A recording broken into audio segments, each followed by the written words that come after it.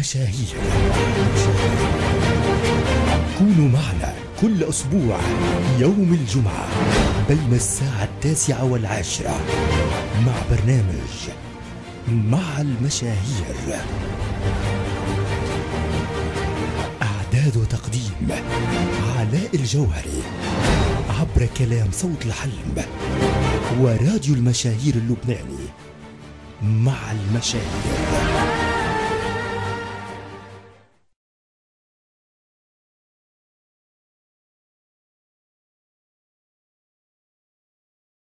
مستمعينا ومشاهدينا الكرام عبر الراديو والتلفزيون المشاهير اللبناني، بيقولوا الفن رسالة والتمثيل رسالة حلوة. كيف إذا الرسالة عم تجمع الضحكة جميلة. بصرنا نرحب بالممثل القدير سمير العود عبر الراديو والتلفزيون المشاهير اللبناني. تحياتي لك من الإعلام علاء الجوهري.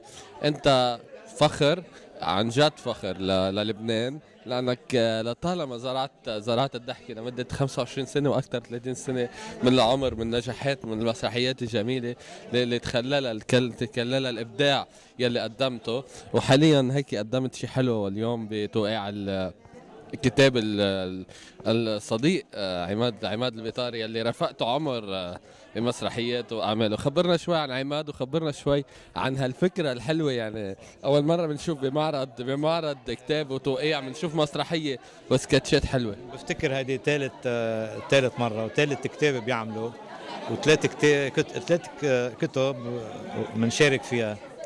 هلا أنا بلشت بالأول أكتب قصص مثل ايام ابو ملحم، كنت ابعث رسائل من كتيب وقصص وتتمثل هي ذاتها، يعني نكون بعيد عن الاضواء وكذا، لانه حاببها هوايه.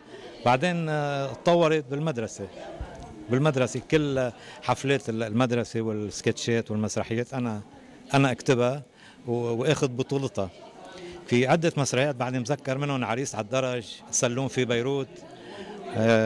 بيروت، مين بدك يا اسعاف، حلا والامير، هاي للاطفال اشتغلت منيح، حلا والامير، وعده سكتشات. وبعدين كنت باذاعه بيروت الشرق، ضليت 5-6 سنين. كان عندي مسلسلات برمضان، ومسلسلات عبود ونعوم وبيت الاحلام، هو اللي عم تذكرهم. وبرمضان مسلسل كل يوم ضحكه كل يوم ضحكه، عندي نذكرها يعني. وهي بس ممثل قدير استاذ سمير، قد ايه اليوم بيلعب دور الممثل بإيصال الرساله للجمهور يعني الحاضر، لانه كمان بنعرف انه كمان الكوميدي ادوارها صعبه وارتجاليه وفيها كمان مواقف.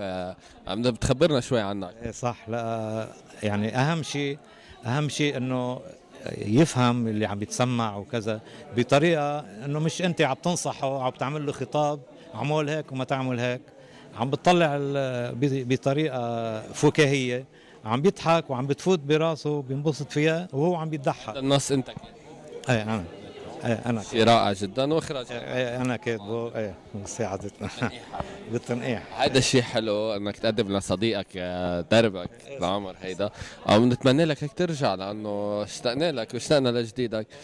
بما انه اليوم بنعرف الدولة اللبنانية مقصرة بحق الممثلين والفنانين، مشان هيك عم يفتحوا وظائف تانية عم يضطروا للأسف، فلازم يكون عندنا أكثر اهتمام ورقابة لهالأمور هيدي، واهتمام بالممثل اللبناني. أهم شيء هي يهتموا فيه، يعني حرام على القليل يكرموه ويهتموا فيه، لأنه مثل ما عم تشوف يعني هذا سكتش صغير أخذ منا شغل وتعب، يعني اللي عم يتفرج ما حدا يعرف انه في تعب، بس بالفعل بياخذ تعب كتير. كيف اذا كان مسرحيه اكبر؟ نحكي شوي عن سكتش اكثر. شفنا شوي عم توصل رساله للشعب مدعوس، الشعب انه عم توصل حلو السكتش، انه عم يطرح واقع اللبناني اللي عم بيصير، انه الدوله اللي ما عم تهتم بالشعب والقصص هيدي. فهيدا قديش الواقع اليوم هو الرساله الناجحه للممثل وللمتلقي اللي هو الجمهور. ايه صح هذه افضل طريقه، يعني بطريقه فكاهيه واسلوب حلو، وعم بتفوت براسهم، عم تحكي مثلا عن الشعب وعن المظاهرات وعن عن النيابه وعن كلها بتجمعها بطريقه انه تكون بتهدف لشيء وهي بتضحك. كنا انا بقترح نعمل شيء كتلفزيون راديو المشاهير نحن وياك، ويكون لراديو وتلفزيون المشاهير ندعي فنانين ندعي قصص. ان شاء الله. نعمل لك شيء هيك تكريم خاص. يا اهلا. وهيك تحضر هيك ان شاء الله. سكت، شو رايك؟ ان شاء الله ان شاء الله قريبا. مش فاجأناك فيها. مع ايه فاجأتوني لا. سمير العود، انت عود باخلاقك، يعني العود بنعرف بيعطي لحن حلو، بيعطي نغم رائع، فانت تتقن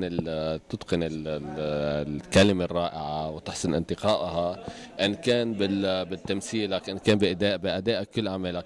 بلا منك هيك تختمها بطريقتك المهضومه مثل ما هيك بطريقتك الكوميديه على راديو وتلفزيون مشاهير اللبناني.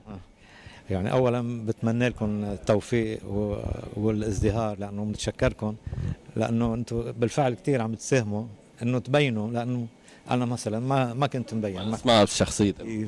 ام ابراهيم شوف. ايه تحيه لكم، انا بتشكركم والله، تعذبت وجيتوا قد ايه حطيت اجر الطريق. يلا وان شاء الله بنلتقى قريبا. بدكم شي بعد؟ يلا. مشاهير اللبناني تحيه لك، المشاهير من ام ابراهيم. ايه المشاهير اللبناني مشاهير، وبتشكركم ان شاء الله تضلوا دائما مشاهير. ثانك يو. عم تضلي طبشوره، عم تغشني كمان يا غشاش؟ انا عم ايه شو نحن بالمدرسه عم نكتب علاح؟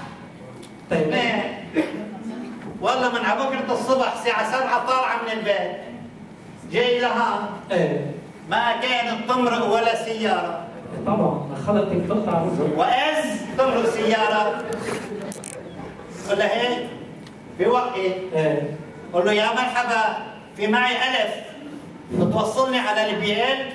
ايه طلع فيي قال لي خدي ألف وطلعي مع غيرك.